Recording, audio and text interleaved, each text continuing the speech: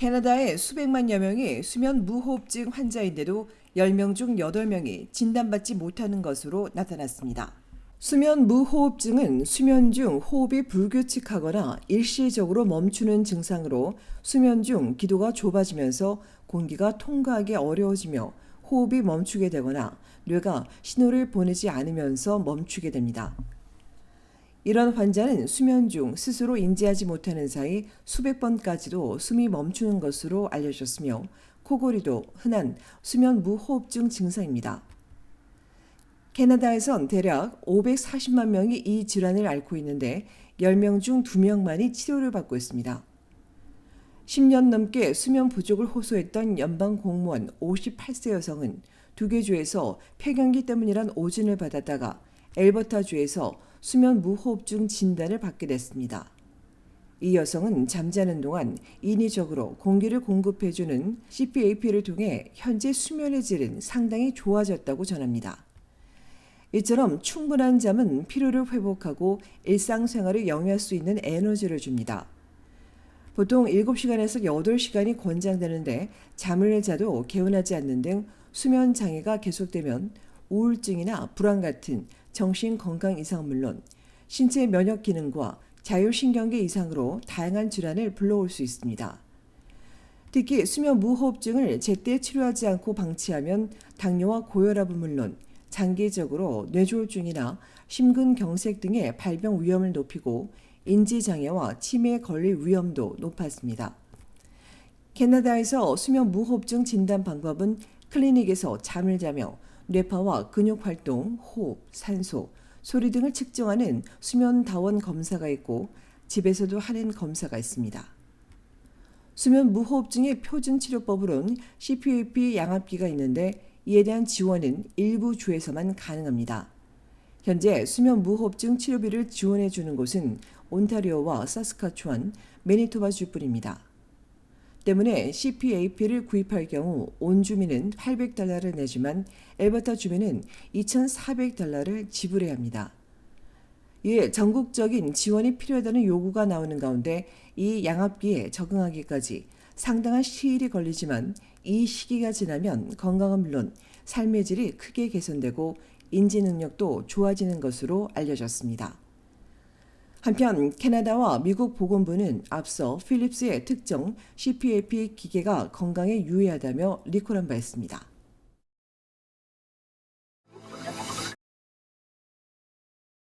최근 해외여행을 다녀온 어린이가 홍역에 걸린 것으로 확인됐습니다. 이에 따라 온타리오주 필지역 보건당국은 홍역 바이러스 노출 장소를 공개하고 접촉자를 조사하고 있습니다. 당국에 따르면 2월 1일 오후 6시부터 밤 9시까지 미시사가 딕시로드 3100번지와 저녁 7시부터 밤 10시 사이 던다스 스트리트 이스트 1500번지 월마트입니다.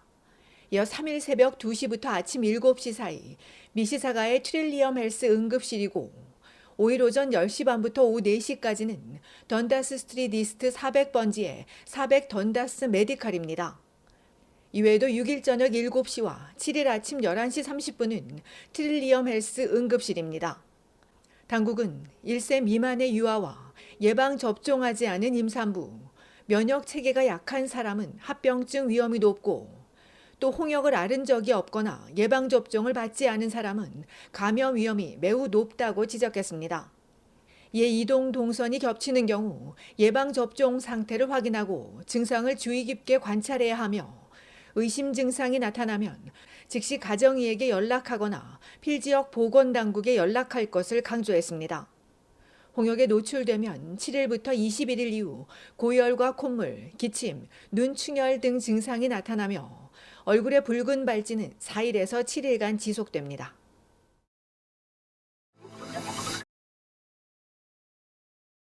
여성 근로자 2명 중 1명이 직장 내에서 괴롭힘이나 성범죄 피해를 경험한 것으로 조사됐습니다. 남성은 10명 중 3명이 유사 경험이 있었습니다. 직장 내 괴롭힘은 차별뿐 아니라 부적절한 성적 행위와 불쾌감을 주거나 원치 않는 행동을 의미합니다. 성범죄는 강압이나 강제, 만취 등 비물리적인 상황에서 동의할 수 없는 원치 않는 접촉과 성행위가 포함됩니다. 연방통계청에 따르면 이런 직장 내 피해는 특히 25세에서 34세에서 가장 높게 나와 이 연령대 여성의 60%, 남성의 39%가 부적절한 성적 행위 등의 피해를 경험했습니다.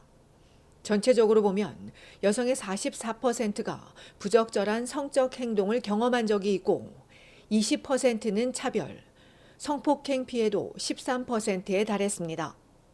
남성의 경우 부적절한 성행위가 30%, 차별 9%, 성폭행 피해는 3%였습니다. 이민자 중에서는 여성 3명 중 1명, 남성 5명 중 1명이 피해 경험이 있었는데 조사 당시의 언어 장벽으로 인해 실제 피해자 수는 더 많을 것으로 예상됩니다.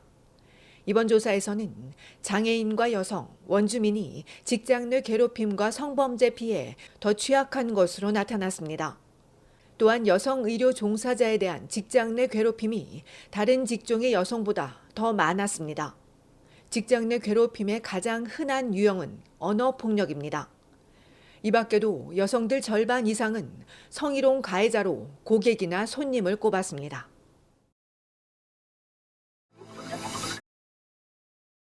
다가오는 월요일은 전국 대부분의 주정부가 지정한 공휴일입니다. 온타리오와 브리티시 컬럼비아, 엘버타, 뉴브런스윅, 서스캐치원주는 패밀리데이 휴일입니다. 매니토바주는 루이리엘 데이, 노바스코샤주 헤리티지 데이, 프린스 에드워드 아일랜드는 아일랜더 데이로 기념합니다. 새해부터 굿 프라이데이 사이 연휴가 없어 가족과 보내는 시간을 주기 위해 마련됐습니다. 이날 각 주에선 가족과 주민을 위한 다양한 행사들이 마련되는데 토론토에서는 롬 박물관과 토론토 페남 스포츠센터가 월요일에 입장료 없이 무료 개방합니다.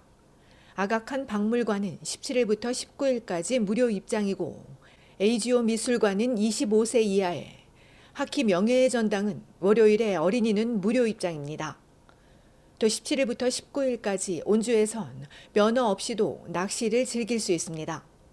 이외에도 온타리오 사이언스 센터와 수족관, 동물원, 일부 시형 스케이트장, 일부 쇼핑몰은 운영됩니다. 토론토 컨벤션 센터에서 국제 오토쇼가 열리는 가운데 지자체 홈페이지 등에서 패밀리데이 연휴 행사에 대한 자세한 내용을 확인할 수 있습니다. BC주에서도 16일부터 19일까지 스케이트와 각종 액티비티, 수영, 문화 공연 이외에 패밀리데이 박물관 무료 입장 등 다양한 무료 행사들이 마련되어 있습니다. 자세한 정보는 BC 레크레이션 및 공원협회와 박물관협회 웹사이트에서 자세히 볼 수 있으며 이들 협회에는 정부가 $25만 지원했습니다. 패밀리데이 휴일인 19일에는 공공기관과 도서관, 은행 이외에 주류 매장과 식품점, 일부 쇼핑몰 등이 문을 닫고 한국 제외 공간도 휴무이며 연방 공휴일은 아니기 때문에 서비스 캐나다 등 연방 기관은 정상 근무합니다. 한편 내일 아침 11시쯤부터 많은 눈이 예상되는 토론토는 주말에 눈 올 확률이 25에서 49%이고 낮에도 영하권에 머물며 춥겠으며 월요일은 대체로 화창하겠으나 낮에도 체감 온도가 0도에 머물며 다소 쌀쌀할 전망입니다.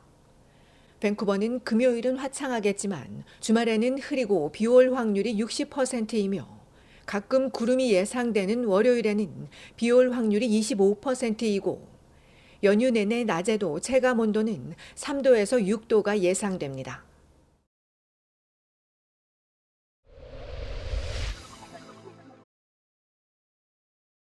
온타리오주 놀스역의 한 주유소에서 차량 강탈 사건이 발생했습니다.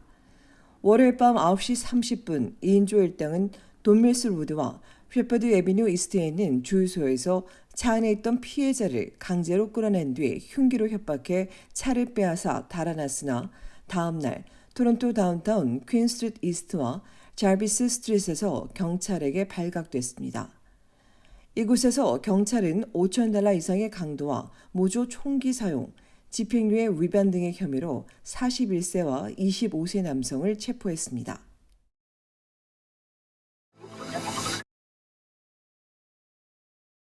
브리티시 콜럼비아주 경찰이 역대 최대 규모의 밀수 담배를 압수했습니다.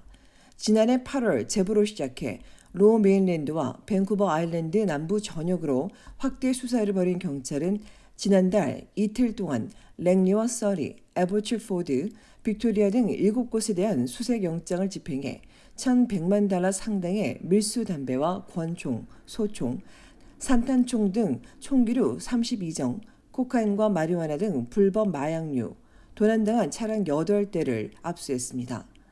또 4명을 검거한 경찰은 이들이 조직범죄 집단과 연루된 것으로 보인다고 추가 조사를 벌일 예정이라고 전했습니다.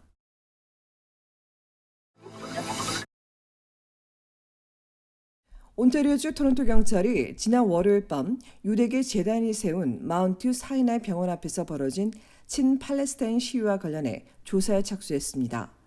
경찰은 이날 시위대가 병원 앞 시설물 위에 올라가 팔레스타인 깃발을 흔들고 수십 명이 병원을 에워싸며 반유대를 외치고 행진했다며 이는 병원이나 의료진들을 위협하고 방해하는 시위를 금지하는 법규를 위반한 것으로 용납될 수 없다고 밝혔습니다.